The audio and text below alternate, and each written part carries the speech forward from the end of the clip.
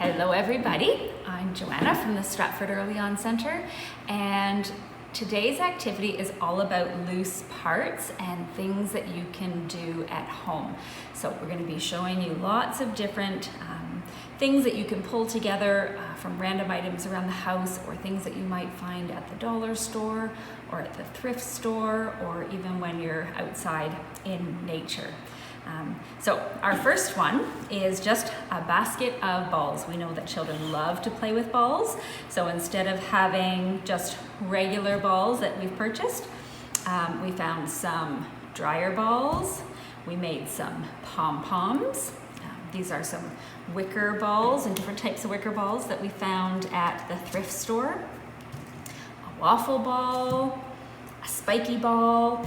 Great part about this, we even have a wooden ball. Great part about these is that they offer lots of different textures. When they're playing with them, they roll differently. When they're catching them, they react differently when we're throwing them as well. So see how many different balls you can find around your house. You might even make some balls out of socks and sort of take all those old socks that you have that are missing a pair and wrap them up and make them a ball. So that's our first one, is random balls. Our next activity with loose parts is in the kitchen center. I know children love to pretend to cook, love to sort of imitate what we're doing. So again, these are a lot of stuff that we've picked up either at dollar stores or thrift stores. So we've got some hot plates that have a fun design on it. Who knows what children will decide to do. Then from KW Surplus, we actually found some coconut shells, which we could use as bowls. We found some rocks that they can use to pretend to cook with.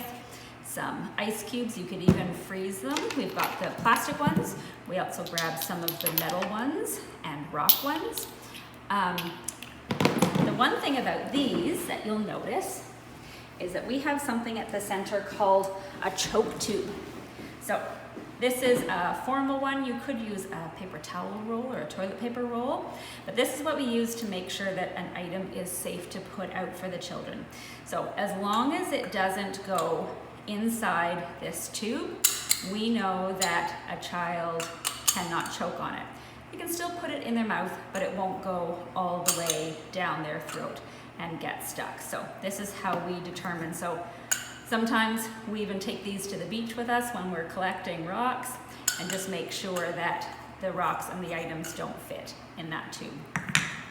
So I've also found a fun little pot at a yard sale, and inside we've got some more of the ice cubes, some more rocks, and some buttons as well. The fun thing about loose parts, especially with cooking, is that a child can pretend it's anything they want to be. If you have an apple, that's all it's ever going to be, is an apple. But if you have rocks and cubes, they can pretend it's anything they want. So this might be a hamburger, this might be some soup, might be some pasta. It allows the children to use their imagination. So cooking and pretending to cook is a great way to use loose parts. In this basket, we have just put some clothes pegs. You could get the wooden ones, plastic ones, there's lots of different shapes, and juice lids. Juice lids are another item that we love to keep and collect in the center because they have so many different uses. You could tape pictures on to be used for a matching game. The children can line them up to make shapes, to make patterns. With the clothes pegs, you can actually use their fine motor skills and attach the clothes pegs. They can turn it into a sun. They could make an animal, could become a bunny rabbit.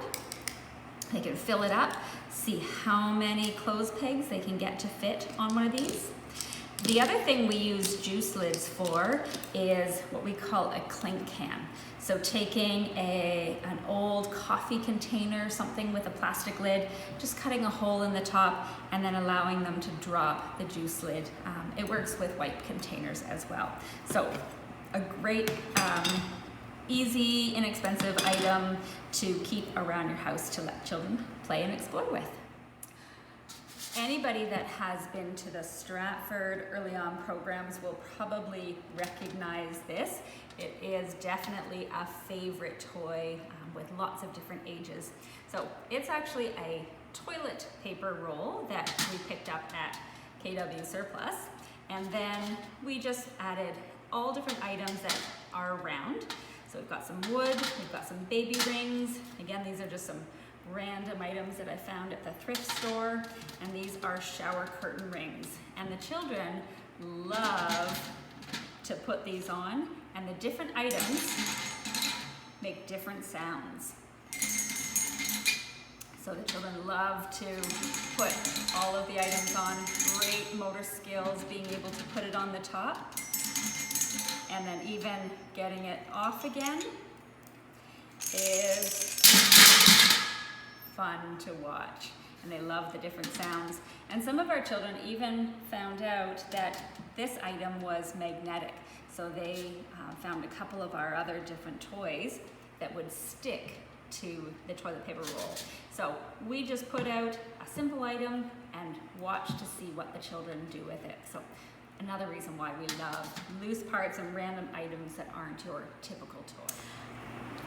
If you have an old mirror or something that you have lying around the house, doesn't have to be in a fancy box like this.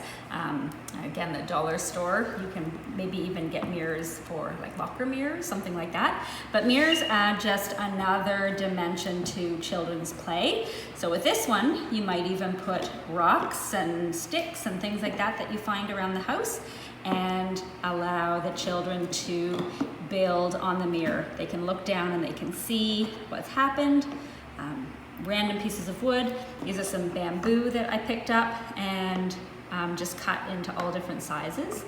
They can try stacking on top of each other, see if this one won't actually stay. They can try, so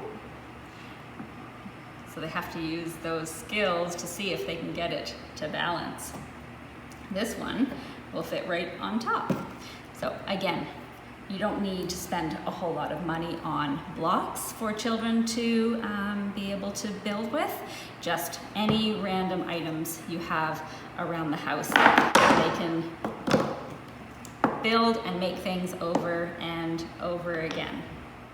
For our last loose parts suggestion, it is making art out of nature. Except this art is not one that you would keep. It's something that you can make over and over again, and the nice part is that it doesn't fill up the fridge. So just taking an old frame, maybe something that you find at the thrift store, or an old picture that you don't have anymore, and then just finding different pieces of art or different pieces of nature, and then you can make patterns, you can make a scene, you can move it around, and when they have a picture that they like, then you can take a photo of it and have that as your art. You can put those in a frame, and then you would have a collage of all their different art, and they can keep doing it over and over again, making different scenes. So these ones might actually look like little people with a tree and the sun, and there you've got a little scene. So great way to, you might actually give them pictures. Sometimes we use something called a mandala, and it's a circular shape, so you can give them pieces of art and have them try to make their own mandala.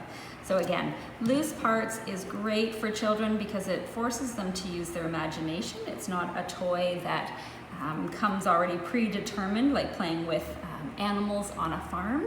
It forces the children to use their creativity and their imagination, which is a wonderful thing to encourage. And it's actually a whole lot less expensive than spending a lot of money on toys. So we hope you have fun finding some random items around your house and coming up with your own loose parts.